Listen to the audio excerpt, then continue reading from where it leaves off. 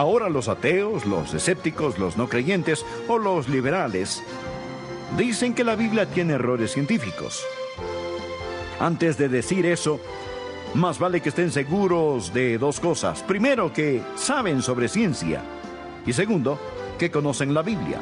Aquí iniciamos El Amor que Vale, con el profesor y pastor Dr. Adrián Rogers, en la voz del pastor Lenín de Llanón.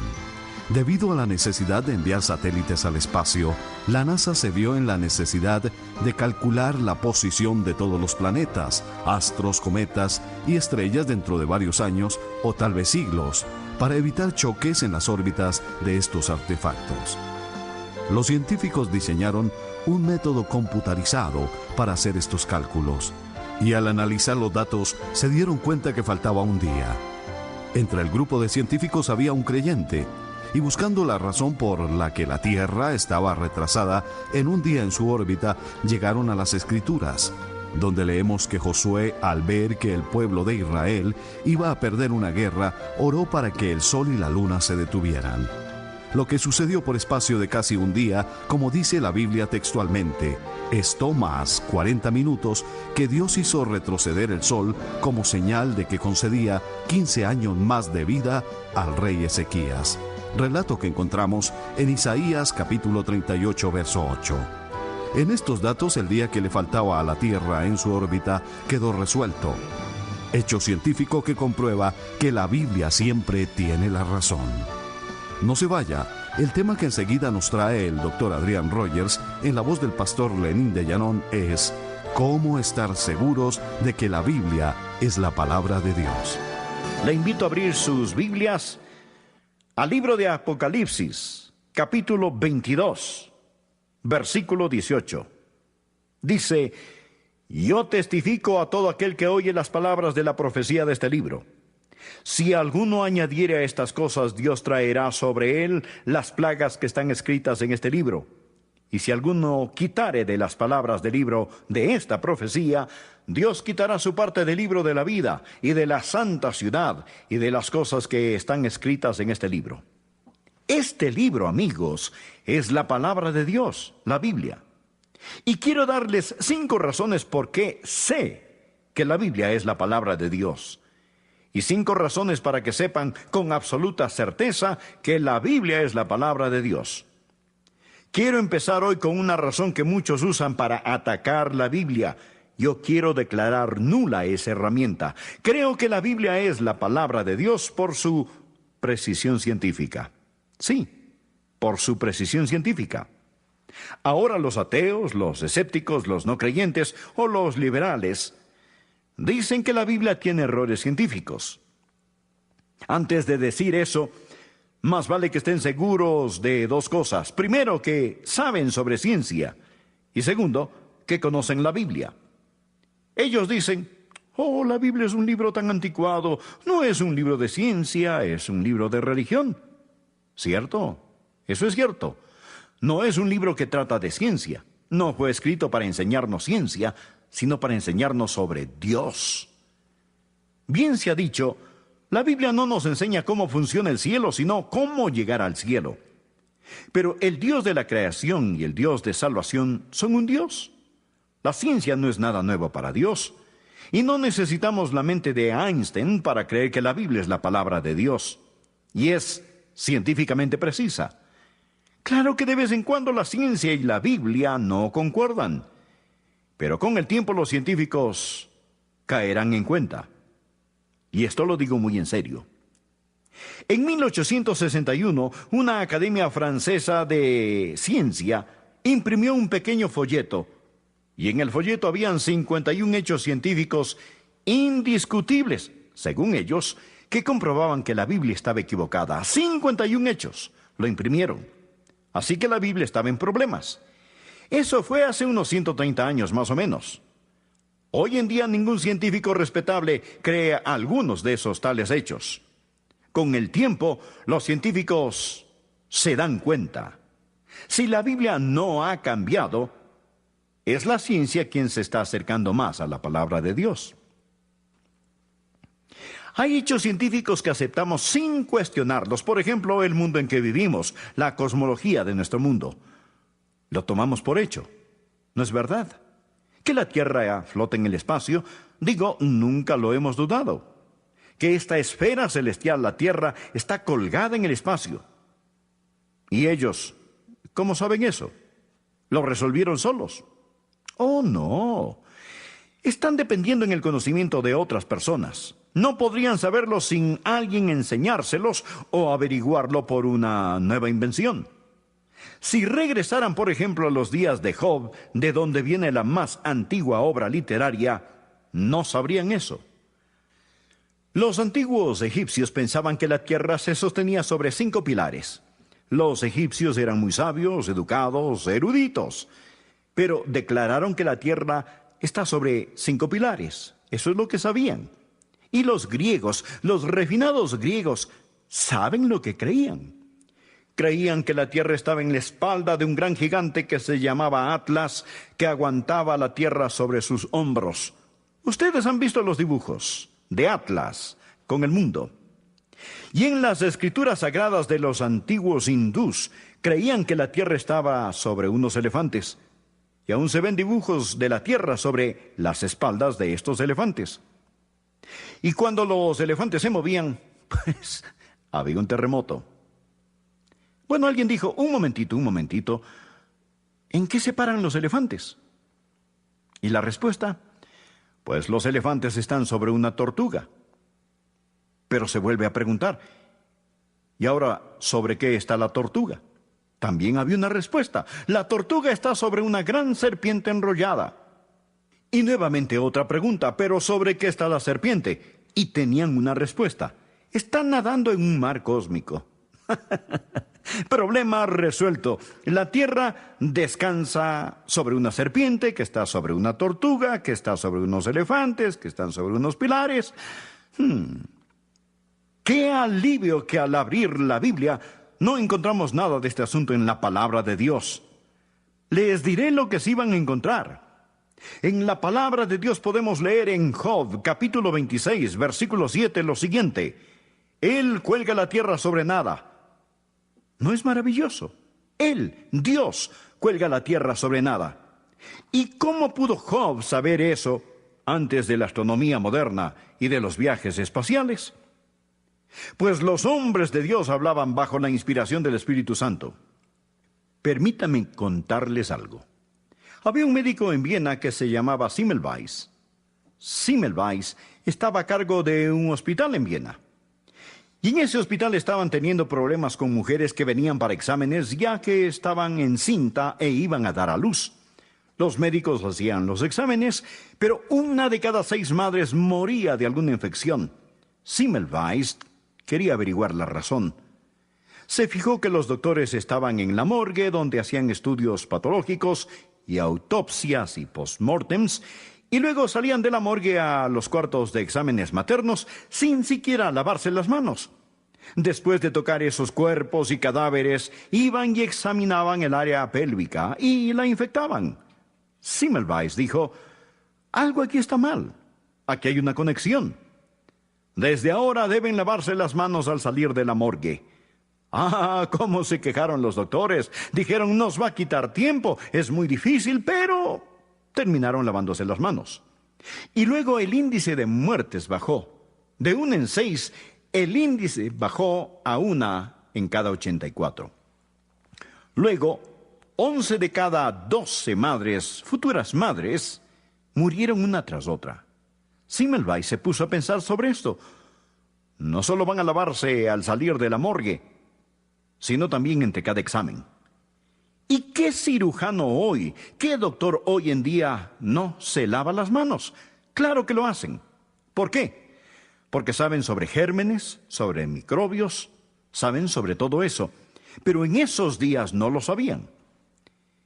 Escuchen lo que la Biblia dice en Números, capítulo 19, desde el versículo 14.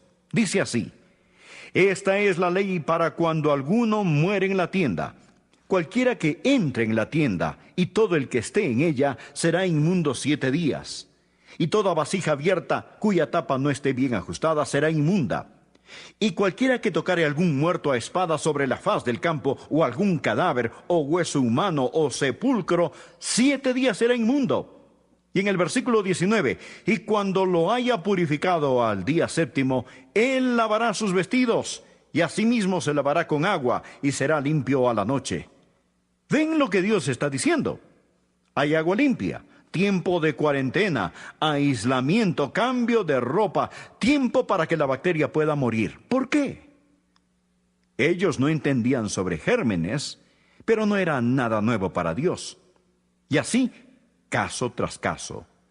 Estos son solo unos pocos ejemplos. Ahora, ¿cómo así no vemos nada sobre este asunto de los elefantes, las serpientes, los pilares, las tortugas en la Biblia? ¿Por qué? Porque los hombres de Dios hablaban bajo la inspiración del Espíritu Santo. Tengo otra razón por la cual creo que la Biblia es la palabra de Dios, no solo por su precisión científica, pero la precisión histórica de la Biblia. Tal como la Biblia no es principalmente un libro de ciencia, tampoco es un libro de historia. Pero es un registro de la historia y las cosas que creemos ocurrieron en la historia.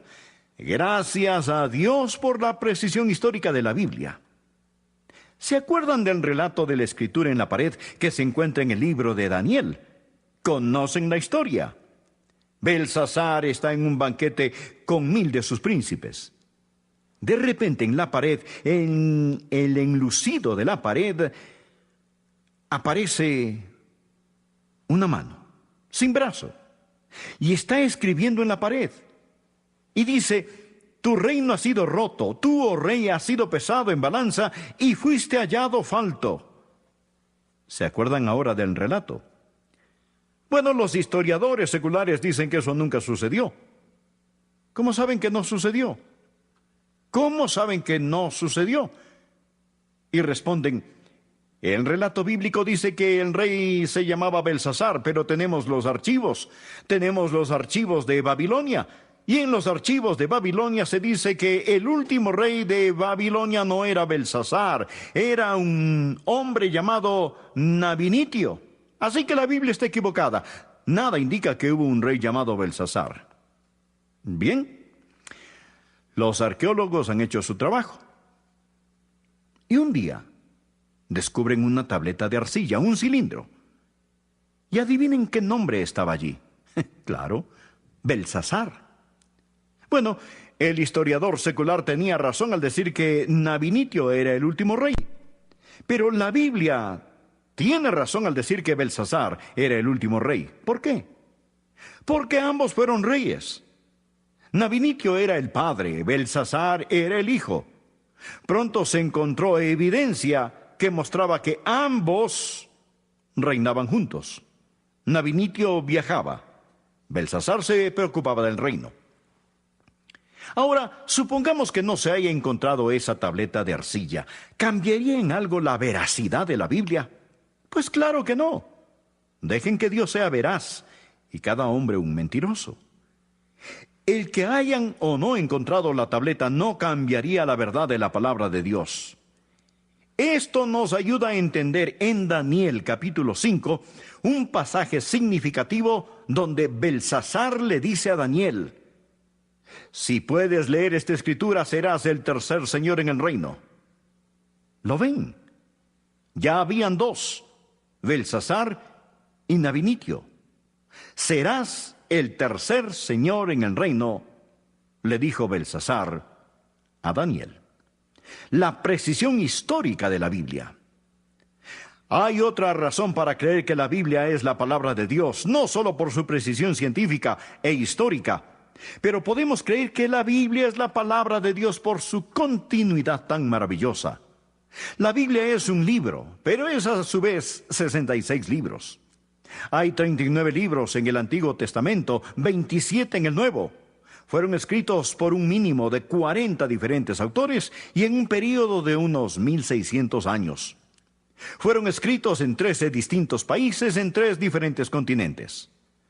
Fueron escritos por una gran variedad de personas con diferentes trasfondos.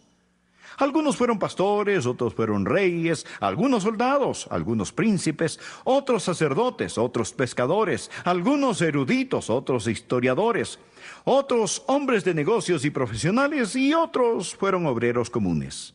Ellos escribieron este libro sobre una gran variedad de temas desde diferentes puntos de vista en por lo menos 3 diferentes idiomas. Hay tantos temas, pero cuando están juntos no forman 66 libros. Desde Génesis a Apocalipsis se lee como un solo libro. La Biblia tiene increíble continuidad. Ahora la Biblia tiene un solo tema: la salvación. La Biblia tiene un héroe, su nombre es Jesús. Tiene un canalla, es el diablo. Un propósito: glorificar a Dios. Jesús dijo: la Escritura no puede ser quebrantada, ni una jota ni una tilde pasará de la ley hasta que todo se haya cumplido. ¿Cómo sucedió? ¿Cómo se escribió la Biblia sin inspiración divina? Absolutamente imposible. Aquí hay otra razón por la cual creemos que la Biblia es la palabra de Dios. Son las profecías cumplidas de la Biblia. ¿Sabían que la Biblia es el único libro en el mundo con profecías precisas? Lean lo que los astrólogos y magos dicen en los periódicos y muéranse de risa si quieren. Pero al leer la Biblia y las profecías de la Biblia, es como para quedarse admirado. Y el tema de profecía es tan grande que ni siquiera podemos empezar a tocarlo, porque sería como vaciar el océano con un dedal.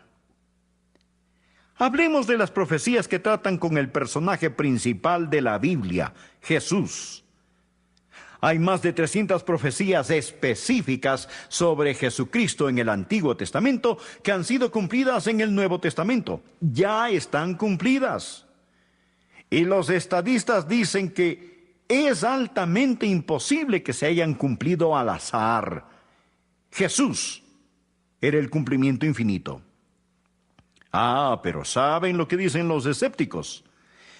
Que Jesús era un estudiante del Antiguo Testamento y lo arregló todo para poder cumplir esas profecías. Ya todo estaba arreglado. Y en un sentido tienen razón. Claro que lo arregló. Arregló dónde iba a nacer mucho antes de nacer. Y en el libro de Miqueas leemos: Él nacerá en Belén. Y fue Él quien arregló dónde iba a nacer y que nacería de una virgen. Jesús hizo los arreglos para que el profeta Isaías escribiera un sinnúmero de detalles sobre el Señor Jesús siglos antes de que naciera, 750 años antes de que naciera. Fue Jesús quien inspiró al salmista a escribir sobre la muerte por crucifixión en el Salmo 22, cuando la crucifixión ni siquiera se conocía como forma de castigo. Y luego hizo que el gobierno romano lo crucificara sobre una cruz. Arregló todo para que lo enterraran en la tumba de un hombre rico. E hizo que Judas lo traicionara a cambio de 30 piezas de plata, como fue profetizado. Y aquí viene lo más maravilloso. Él planeó resucitar de los muertos y salir de la tumba al tercer día. ¡Aleluya! ¡Amén! Así lo planeó. Por supuesto.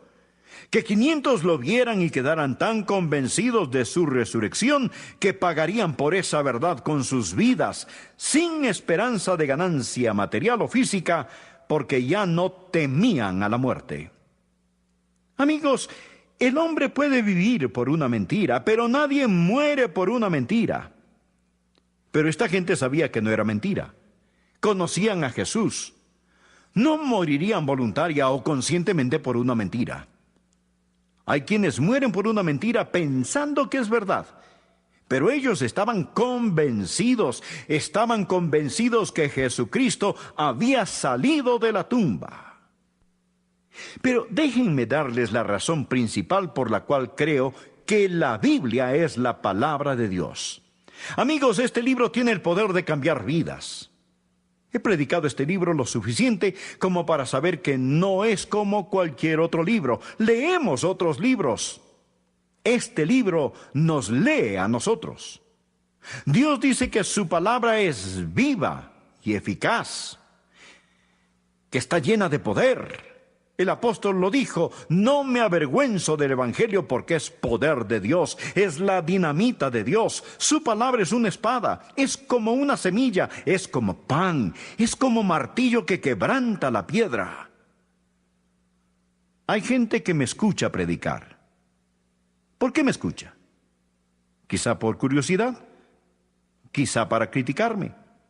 Y si se fijan en mí, claro que van a encontrar mucho que criticar.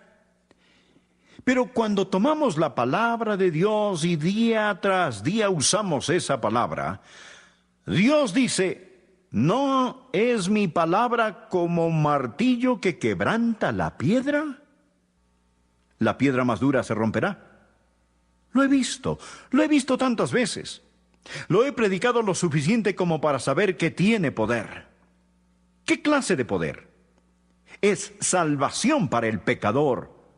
No se pueden salvar o salvar a alguien más sin la palabra de Dios. Hemos nacido de nuevo, no de simiente corruptible, sino de incorruptible por la palabra de Dios. Es salvación para el pecador.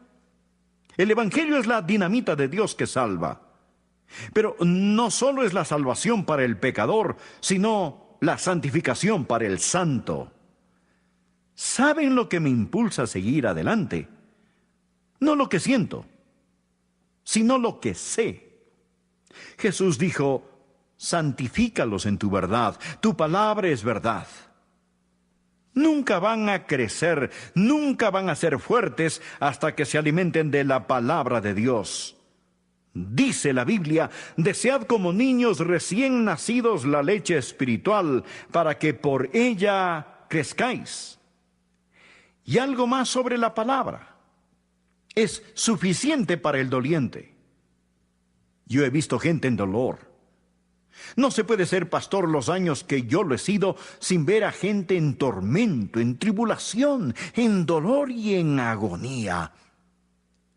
Pero los he visto ir a la palabra de Dios y encontrar consuelo que no encontrarían en ningún otro lugar y de ninguna otra manera.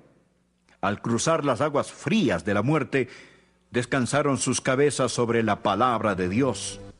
Hemos escuchado al Dr. Adrián Rogers en la voz del pastor Lenín de Llanón con el tema ¿Cómo estar seguros de que la Biblia es la palabra de Dios? Oramos para que estos mensajes toquen su corazón y usted crezca en su propio caminar espiritual con Jesucristo. Invite a su familia y amigos a escuchar El Amor que Vale. Amigo y amiga, si este mensaje fue de impacto en su vida, le invitamos a que nos escriba. A vuelta de correo le enviaremos gratis el folleto La Seguridad Bendita. Usted puede ser salvo y puede conocer su Biblia y aún así tropezar y caer. ¿Significa esto que Dios lo va a abandonar? ¿Que ya no tiene esperanza? Claro que no. Este folleto le ayudará a comprender cuál es la seguridad que usted tiene en su salvación. Además, con el envío de $6, usted puede solicitarnos la copia de este mensaje en un casete. Pídanos el mensaje número 1725. ¿Cómo estar seguros de que la Biblia es la palabra de Dios? Si desea nuestro catálogo gratuito, llámenos en los Estados Unidos al 1-800-647-9400. Le invitamos a visitar nuestra página de internet www.elamorquevale.org.